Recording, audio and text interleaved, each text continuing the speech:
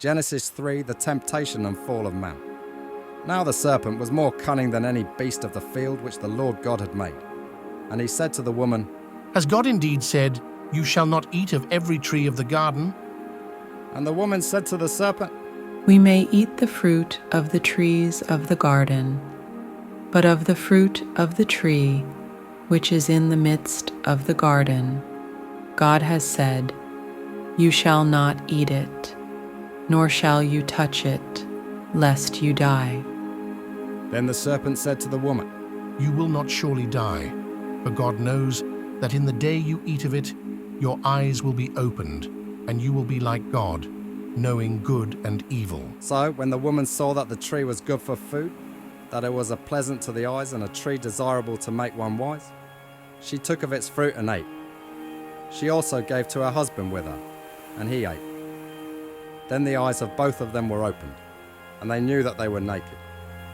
And they sewed fig leaves together, and they heard the cease sound of the Lord God walking in the garden in the cool of the day. And Adam and his wife hid themselves from the presence of the Lord God among the trees of the garden. Then the Lord God called to Adam and said to him, Where are you? So he said, I heard your voice in the garden, and I was afraid because I was naked, and I hid myself. and he said, Who told you that you were naked? Have you eaten from the tree of which I commanded you that you should not eat? Then the man said, The woman whom you gave to be with me, she gave me of the tree, and I ate. And the Lord God said to the woman, What is this you have done? The woman said, The serpent deceived me, and I ate. So the Lord God said to the serpent, Because you have done this, you are cursed more than all cattle, and more than every beast of the field.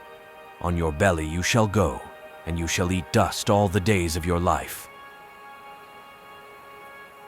15. And I will put enmity between you and the woman, and between your seed and her seed. He shall bruise your head, and you shall bruise his heel. To the woman he said, I will greatly multiply your sorrow and your conception. In pain you shall bring forth children. Your desire shall be for your husband, and he shall rule over you.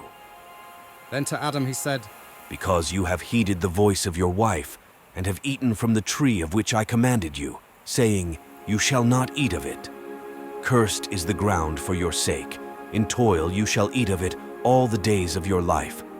Both thorns and thistles it shall bring forth for you, and you shall eat the herb of the field.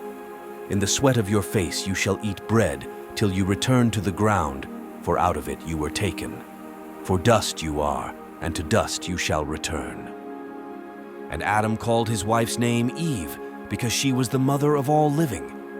Also for Adam and his wife, the Lord God made tunics of skin, and clothed them. Then the Lord God said, Behold, the man has become like one of us, to know good and evil. And now lest he put out his hand, and take also of the tree of life, and eat, and live forever. Therefore the Lord God sent him out of the Garden of Eden to till the ground from which he was taken. So he drove out the man, and he placed cherubim at the east of the Garden of Eden, and a flaming sword which turned every way, to guard the way to the tree of life.